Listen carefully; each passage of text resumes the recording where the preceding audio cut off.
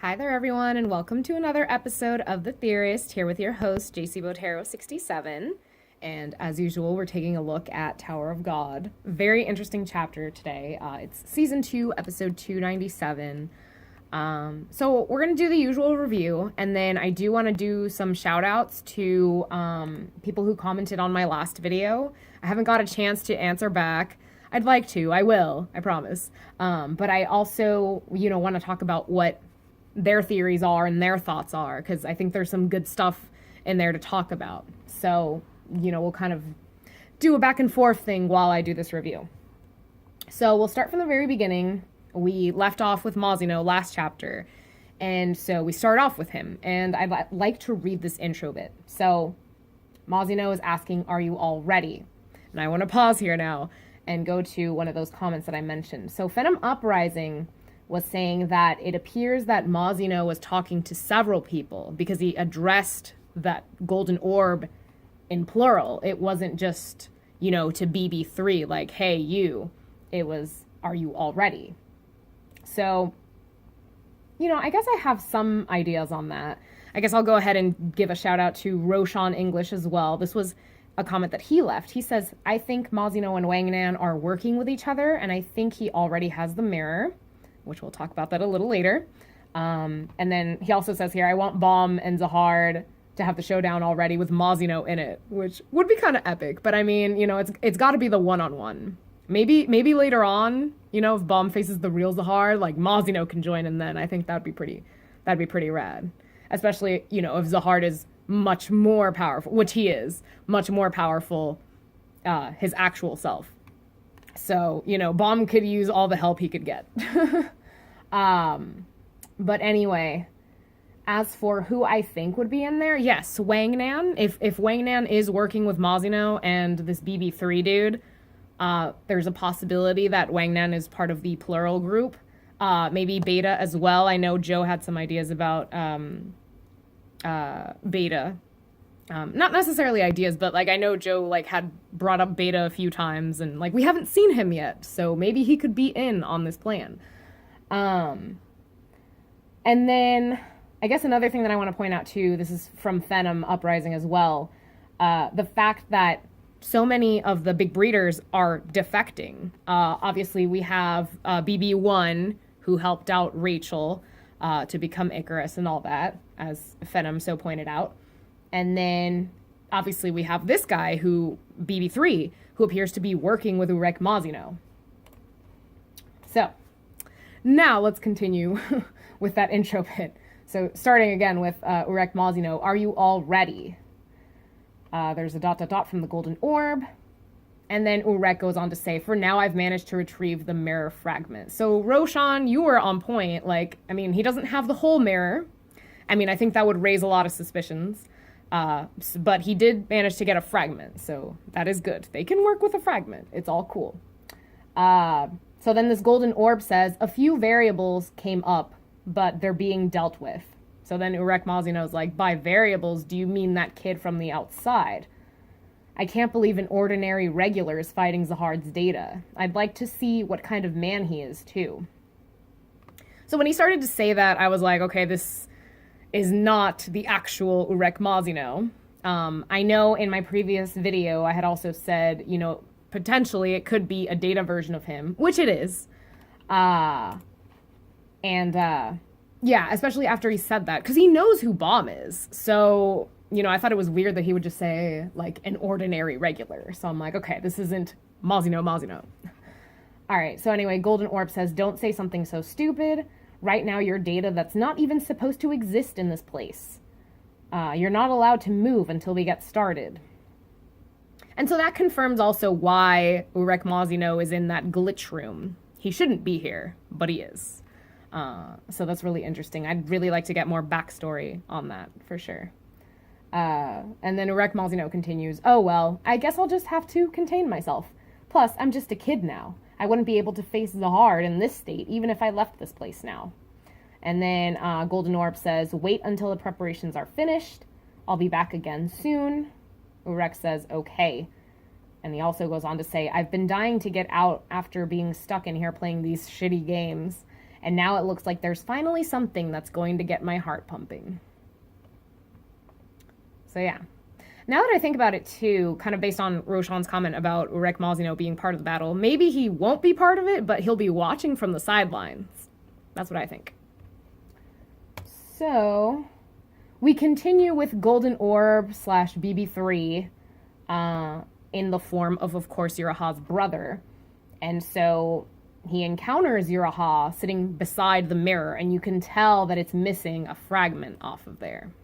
So that was a pretty cool image to see. And then we go back to Bomb and Co.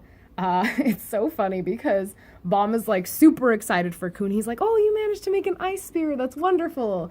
And then with Rock, Rock's like, oh, well, I made something too. And then Rock's like, shouldn't you go to the hospital? Like, why did your arm turn to stone? And Rock's like, no, this is the thing. Like, this, I'm not hurt. Nothing's wrong with me. It's really funny. And then, Kun Edwan kind of turns his gaze from this because he's like, he probably finds this to be, like, nonsensical. I don't know. But he turns back to see the other group, which is, of course, Andrasi, Candy, and then Irure. And so the sworn enemies on that end have been defeated as well. Or near defeated. Because we go to this part. I want to read this. This is great because I wanted a little bit more info about Irure and her uncle, and so we're getting a little bit of that insight here. So Irure starts, do you get it now? I'm walking the path that you wanted for me, uncle. I've even found the key to open the door to my dreams. And the uncle's like, what? And Irure says, him, that boy will be the key to open the door to my dreams, which she's glancing over at Bomb, and Bomb notices this. He's just like, why is she staring at me? And Irure continues, so stop bothering me and disappear, although I absolutely despise you, but at least I'm living as you want me to. So then she puts in a final attack on her uncle, and you can see him smirking here as he ends up disappearing. And then I thought this was really interesting here because Andrasi takes note, obviously, that this girl defeated her sworn enemy. And this is the statement that Andrasi makes internally. I'm not exactly sure, but anyway, I guess now it's just me left.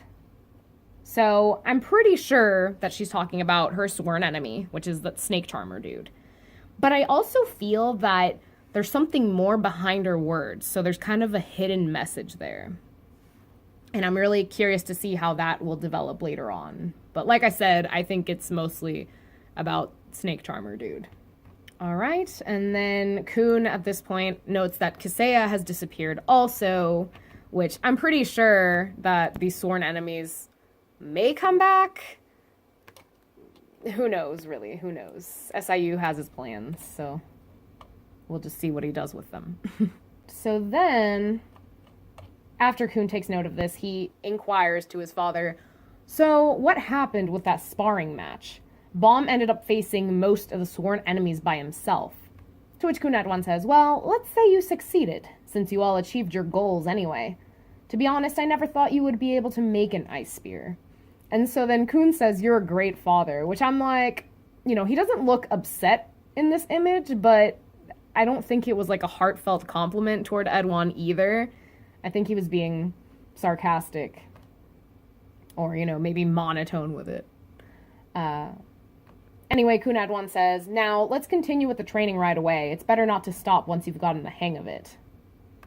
So, see, just seeing that interaction too, it's like, if Kun meant it, if Kun meant what he said, Kun Edwan didn't even acknowledge that. It's crazy to see that. But anyway, those are just my thoughts. So, while Kun, Aguro, and Rock continue their training with Hansung, Edwan pulls Bomb aside, and he's going to teach him what is called revolution. And so, we're going to read that bit. Actually, I want to read something else first, before we touch on that revolution training. So Kun Edwan is thinking to himself, I haven't heard anything from the hidden stage. I don't even hear anyone on the other side of the mirror. All of my children on the outside are probably dead. I predicted that those kids would die, since they were prepared for death when they fought. The problem is whether those kids sent warriors through the mirror after they died or not. Whichever it is, I had better prepare for the worst here. So obviously Kun Edwan figured his kids were going to die, which is sad and it's rough, but, you know, it's bound to happen if they're dealing with Zahard. But I mean, the kids put up a good fight. You know, we can't deny that. As for the warriors through the mirror, well, I guess he is talking about Boro and Sachi and them, maybe. But there could be other warriors that are part of that, that are inside that orb that we were talking about earlier. Like that orb that Urek Mazino was talking to. So obviously BB3, as I had discussed earlier, potentially Wang Nan, potentially Beta, potentially these warriors, you know, Boro and Sachi and them too. Because I doubt they're dead. And if BB3 is defecting, then he's probably housing Boro and Sachi and them in the orb. So anyway, like I said, Kun, Aguro, and Rock are training with Hansung. Edwan is going to teach Bomb Revolution, and here is a little bit of info on that. They're housed in like this like rock. I'll include an image. And so Bomb ends up saying, "But Edwan, I've already been in the rice pot." To which Edwan says, "I know, I can tell even at a glance. You've been in it, but you only got a taste before you got out. Power like that is still only the beginning. I'm not going to use these stones in my Shinzu, let me start that over. I'm now going to use these stones and my Shinzu to create an environment as similar to a rice pot as possible. Unlike the God of Guardians, I've performed a revolution myself, so I'll be able to help you more directly. Now that you know the characteristics of your Shinzu, it will also help with finding the source of your power. But brace yourself. Revolution is a type of training that both awakens your own power while also being able to kill you." And then Bomb is like all excited. He's like, "Sure, I'm ready for anything." Like, he's got this. We know he does. So we get snippets here of all their training that they're doing. Bomb, Kun, and Rock. And we get an image here of Joaquin, Rachel, and I'm not sure who that is back. Oh, it's probably Traveler, duh. And they're facing off against someone's sworn enemy, which is a bunch of swords, and I'm assuming that it's Joaquin's enemy. But it's really intriguing that we don't see Traveler or Rachel's sworn enemy, unless they've defeated them already. I don't know, because I was really curious to see who Rachel's sworn enemy was, but we haven't gotten a glimpse of that, and we probably won't. I don't know. And you'll see why I'm saying that in a second. But anyway, this orb shows up, which is more than likely BB3, and it catches Rachel as well as Joaquin's attention. And then there's this image here. It's got to be Zahard because of the mask and because of like that tattoo thing by his eye, but it almost looks so much like Wang Nan. But like I said, pretty sure it's Zahard. And then a month passes, and the face-off is tomorrow between Zahard and Bomb. And Zahard, of course, is still bragging like, "Oh, tomorrow's the day. It's going to be his last day." And it's like, okay, dude, whatever. You're so full of yourself. And that pretty much concludes this chapter. So next chapter, we're going to be able to see the kickoff to this face-off between Bomb and Zahard. And so that's pretty much it. I'm trying to think. I thought I came up with something as I was talking a little bit ago. Potential theory. It escapes me now, of course, but on that note of theories, if you guys have any thoughts that you'd like to share, of course, comment below. You can reach out to me on social media as well. It would be awesome to talk there. I honestly, it's spazzing. I'm spazzing. It has escaped my brain. But let's see if I can do a recap here then. Well, I already expressed who I think might be in the golden orb.